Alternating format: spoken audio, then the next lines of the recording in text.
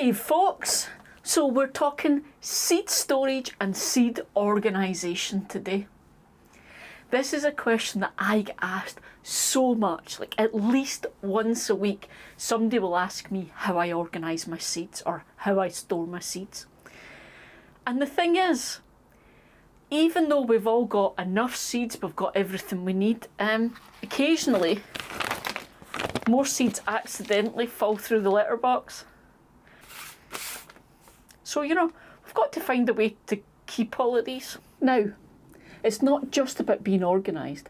How you store your seeds and how you organise them is going to actually help you to save money.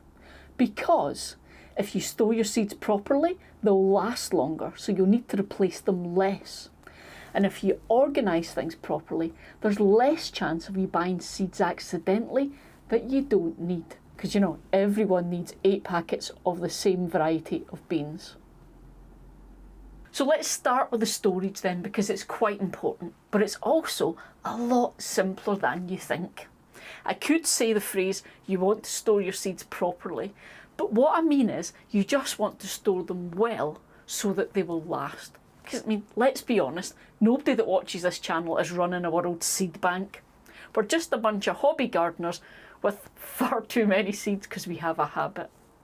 So let's start then. Storing your seeds is actually really simple. You just need to think about 3 things. Your seeds, number 1, need to be kept dry. Moisture is your enemy when it comes to seeds, folks. So you want to keep them somewhere where there's not going to be a risk of them getting wet. Okay, so you're not going to want to keep them in the garden, obviously.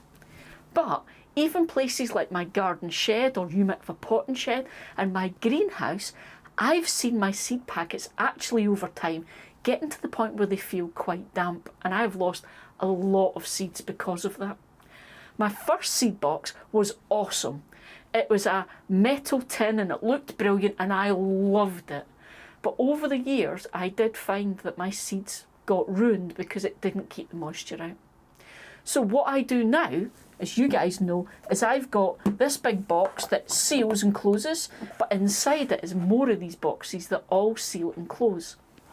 And that does the job of keeping the moisture out. The next thing you want to make sure is that you keep your seeds somewhere cool. Okay, now it doesn't have to be cold, but you don't want them in the warmth, because if there is any moisture at all, that warmth will generate those seeds to grow. And again, you don't want that until it's time to plant them. I keep mine in here because, believe it or not, it's actually quite cool in here most of the year. The difference is summer when it can get quite warm in here. But most of the year it's actually cool enough to store them in here. And that leads me on to number 3. And it is light. You preferably want to keep your seeds somewhere that's dark. Now, it doesn't have to be pitch black, folks. And I got asked a really good question this week because somebody asked, I keep my seeds in what is technically a transparent box, and even the little boxes that are inside that are kind of transparent, and they're in the greenhouse. So I got asked, is that not, a bit dangerous because they're getting lots of light? Well, the thing is, they're not actually. So yeah, the box is kind of transparent, but it's not completely transparent. And again, they're in these little boxes that aren't completely transparent. So this is all adding an element of shade to it. But also, all of my seeds are in their packets. So they're not getting any light through that way. So it's quite safe to do this. If you keep your seeds outside of packets, or they're in little clear packets, jars, anything like that, you may want to be careful and maybe just cover them so that they're dark. Put a lid on the box, something like that, so the light's not getting in. But essentially, it's that simple. If you store your seeds so that they are protected from moisture, they're cool, and generally they're not getting lots of light, you should be able to keep those seeds going for quite a while.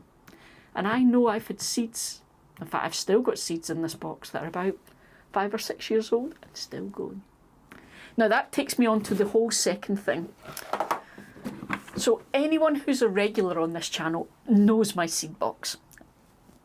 How I store my seeds is one thing, and how I organise them is a separate thing. So all of my seeds get stored in this box. And in this box, they're organised by basically what the seeds are. So you'll see here, I've got herbs, onions, tomatoes, greenhouse, I'll talk in a second. I've got a space for seeds that were presents that people gifted me. These are usually seeds that people have saved from their garden. And I've also got a space for seeds I've saved from my garden. So I'm keeping them separate from seeds that are bought. But I've also got one that is greens, okay? I've got flowers, and I've got lots of ones that don't have labels yet. But basically what I'm doing is I'm just storing my seeds so that I know where they are and I can find them easily when it comes time for me to look through my seeds and decide what I need to buy. So if I'm thinking about buying tomatoes, it's dead easy for me to find the box that says tomatoes and then check all the seeds that are in there and see what I've got. Greenhouse. That one is basically peppers and aubergines. I need to grow them in the greenhouse because they won't grow well out in my garden. But I've only got one packet of each, so I don't need them to have their own storage boxes. So that's how I work.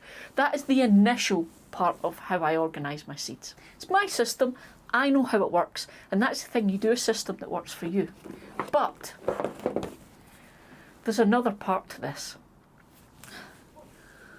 What about when it comes to sowing your seeds? Because obviously, if I'm wanting to sow my seeds, I'm looking for different things at different times. A good example, when I sow my tomatoes, the tomatoes that I'm going to be growing in the greenhouse, I'm going to sow them in March. But the tomatoes that I'm going to be growing out in the garden, I'm not going to sow them till April because, it's colder in the garden. So I don't want to have to rummage through the box of tomatoes and sort out all the different types I'm going to be growing when, because of where. I mean, it's not the end of the world for me, but if you have a lot of seeds, that can be a bit of a pain. So here's the second part of the system. And this is what I'm doing today in here. I'm getting organised. It's the same box again. This one doesn't have the coloured ones. It's just what came because it's what the shop was selling, but it doesn't matter. But what I'm going to do is keep all of my seeds here organised as normal.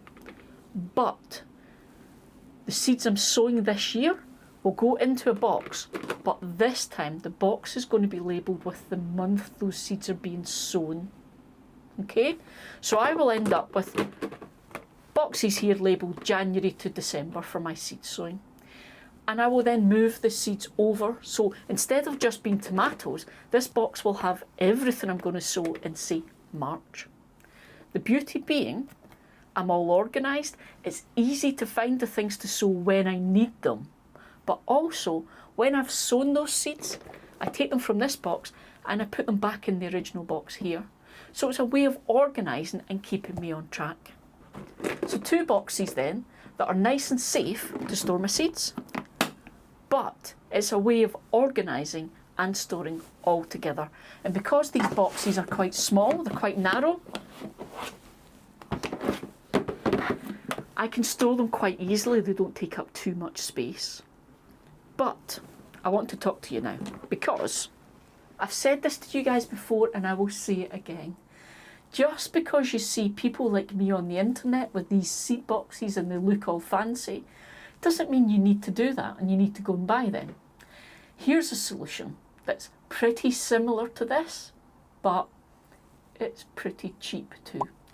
And also, Pammy, who's one of our Patreons, had mentioned about she has a lot of peas and beans. And those are really big seeds. And if you have a lot of them, it can be difficult to store them in one of those little packets. So here's another way.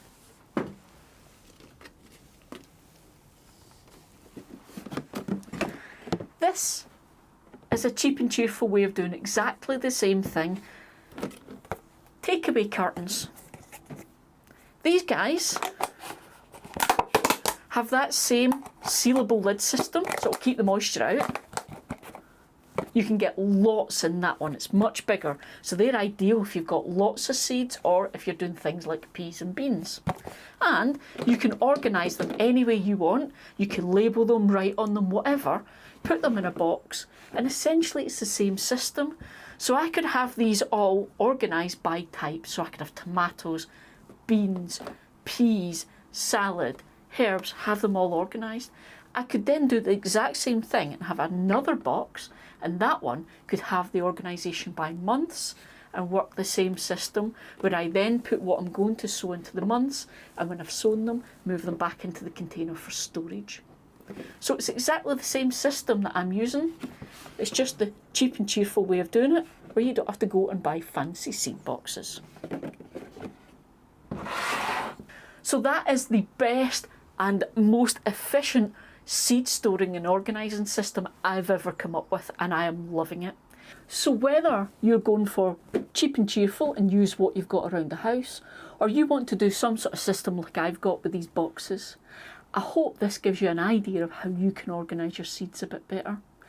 And since you're in the organising frame of mind, next have a watch of this video. This is how to organise your greenhouse to get the very best out of even a small space. And until next time, guys, have fun. See ya!